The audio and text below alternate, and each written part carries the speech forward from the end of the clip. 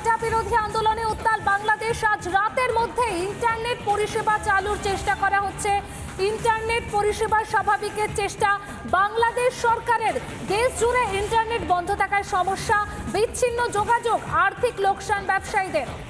News রুমে রয়েছেন আমাদের সিনিয়র এডিটর শুভ্রাংশু চ্যাটার্জি। শুভ্রাংশু, আজকের মধ্যে ইন্টারনেট পরিষেবা চালুর চেষ্টা করা হচ্ছে বাংলাদেশে।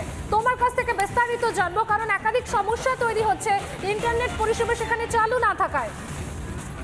দেখো, আমরা কিছুক্ষণ আগে যে খবরটা পেলাম যে বাংলাদেশের যে প্রতিমন্ত্রী পালান তিনি একটা কথা জানিয়েছেন যে তারা চেষ্টা করছে আজকে রাত্রের মধ্যে অথবা আগামীকাল সকালের মধ্যে যে কোনোভাবে ইন্টারনেট পরিষেবা চালু করার। কারণ যেটা দেখা গেছে ইন্টারনেটের ফলে বাংলাদেশের যে মূলত যেটা হচ্ছে দুর্যোগ ভবন, বাংলাদেশের দুর্যোগ ভবনে হামলা চালায় যারা দুষ্কৃতীরা, মানে ছাত্র আন্দোলনের সঙ্গে অনেক দুষ্কৃতীও ঢুকে গেছিলো, তারা হামলা চালায়। তারপর ইন্টারনেট পরিষেবা বন্ধ করে দেওয়া হয় বৃহস্পতিবারের পর থেকে। এর ফলে যেটা হচ্ছে বাংলাদেশ গোটাটাই, মানে ঢাকার পাশাপাশি কয়েকটা শহর পুরো তো অন্ধকারে ডুবে গেছে। ওখানে একটা প্রিপেড বিদ্যুতের সিস্টেম আছে, গ্যাসের সিস্টেম আছে, সেই সিস্টেমটা বন্ধ হয়ে গেছে। যাদের টাকা শেষ তারা নতুন করে ভরতে পারছে না। আমরা যেমন মোবাইলে রিচার্জ করি সেটাকে ওখানে ভরতে পারছে না। এছাড়া ওখানে কোনো ইন্টারনেটের ফলে যে বাইরে থেকে যে টাকাগুলো আছে, অনেকের ছেলে বাইরে আছে, তাদের বাবা মাকে টাকা পাঠায় বিদেশ থেকে, সেই টাকা পাঠানো বন্ধ হয়ে গেছে, নেট ব্যবস্থা বন্ধ আছে। তোমরা সকাল থেকে যে খবরগুলো করছিলাম যে বাংলাদেশে কোনো শাকসবজি এখান থেকে লঙ্কা, পেঁয়াজ, আলু কিছু যাচ্ছে না।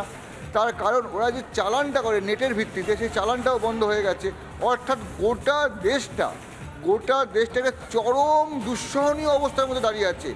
কেন? ওখানে যে সিস্টেম, মানে উন্নতির সঙ্গে সঙ্গে বিজ্ঞান যেমন উন্নতি হয়েছে, তার মধ্যে ইন্টারনেট ব্যবস্থাটা সম্পূর্ণভাবে জড়িয়ে গেছে।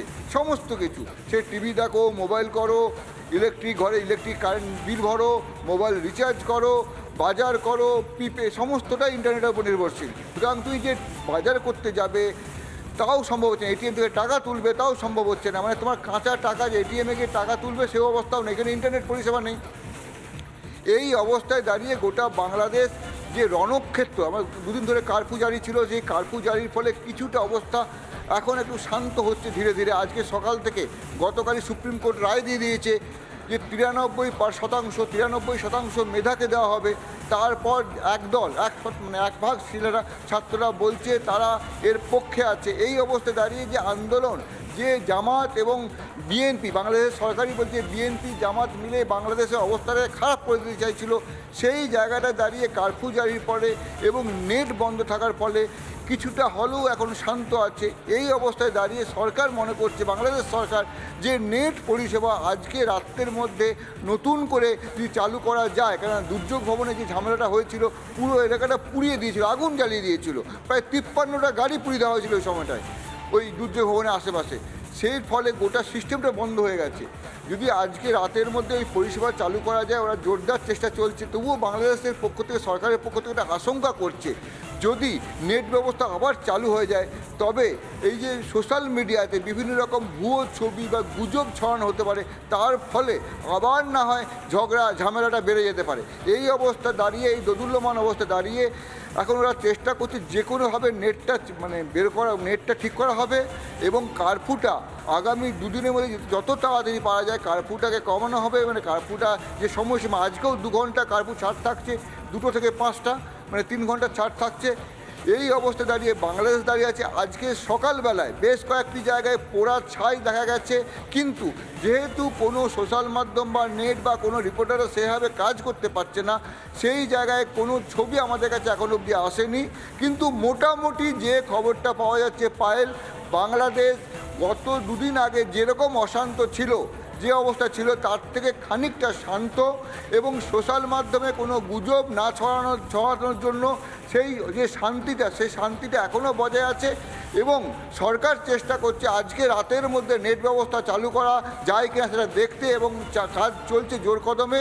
আজকে দুপুর 2টো থেকে 5টা অবধি ওরা যেটা জারি করছে, কারফিউ একটু তুলছে, এবং কারফিউ তবে এখনই তোলা হচ্ছে না, জানিয়ে দেওয়া হয়েছে। পায়েল, একদমই শুভ্রাংশু, ধন্যবাদ তোমাকে। অর্থাৎ কখন ইন্টারনেট পরিষেবা পুরোপুরি চালু হয় বাংলাদেশে সেদিকে আমাদের নজর থাকবেই, কারণ বৃহস্পতিবার রাত থেকে বন্ধ ইন্টারনেট পরিষেবা। আজ রাতের মধ্যে ইন্টারনেট পরিষেবা চালুর চেষ্টা বাংলাদেশে।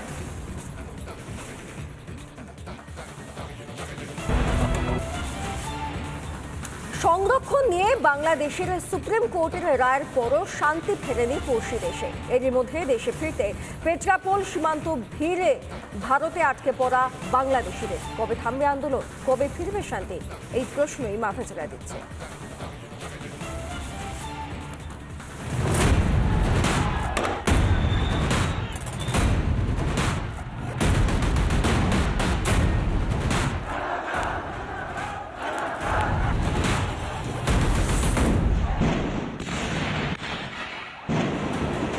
সংরক্ষণ নিয়ে সুপ্রিম কোর্টের রায়ের পরেও অশান্ত বাংলাদেশ।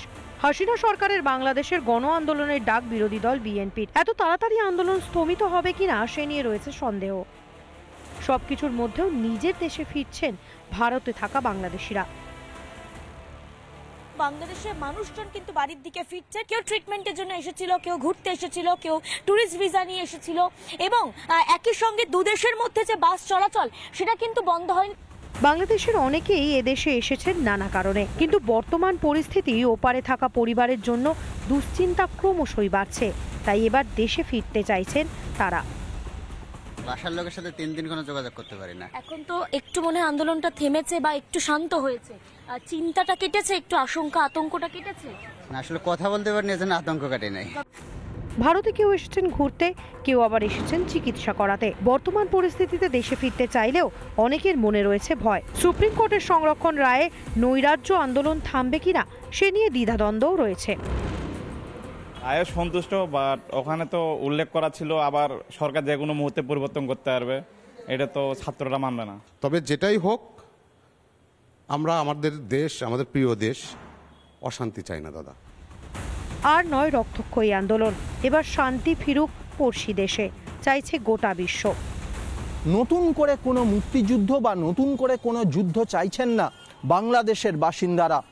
তাই সমস্ত ধরনের নেতা, রাজনৈতিক নেতাদের কাছে তারা অ্যাপিল করছেন যে পরিস্থিতি স্বাভাবিক থাক, পরিস্থিতি শান্ত থাক।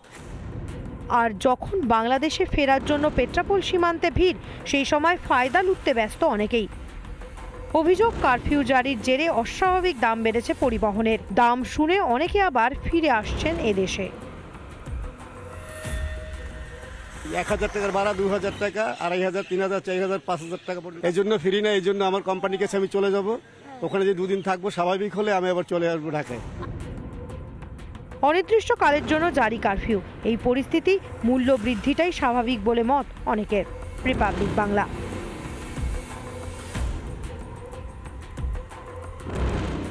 সমস্যার মধ্যে পড়েছেন, কারণ বর্ডারের ওই পারে যেহেতু কারফিউ চলছে এবং আন্দোলনের পরিবেশে অশান্তি চলছে, তার ফলে ভাড়া অনেকটা বেড়েছে। কেউ কেউ বলছেন 500 টাকার ভাড়া যেটা দেওয়া হয় সেটা 7000 টাকা দিয়ে আসছেন, আবার কেউ 1500, 2000, যেমন ইচ্ছা তেমন কিন্তু ভাড়া বাংলাদেশের তরফ থেকে বা ফিরোজপুর যাওয়ার রাস্তায় কিন্তু পাচ্ছেন। কোনো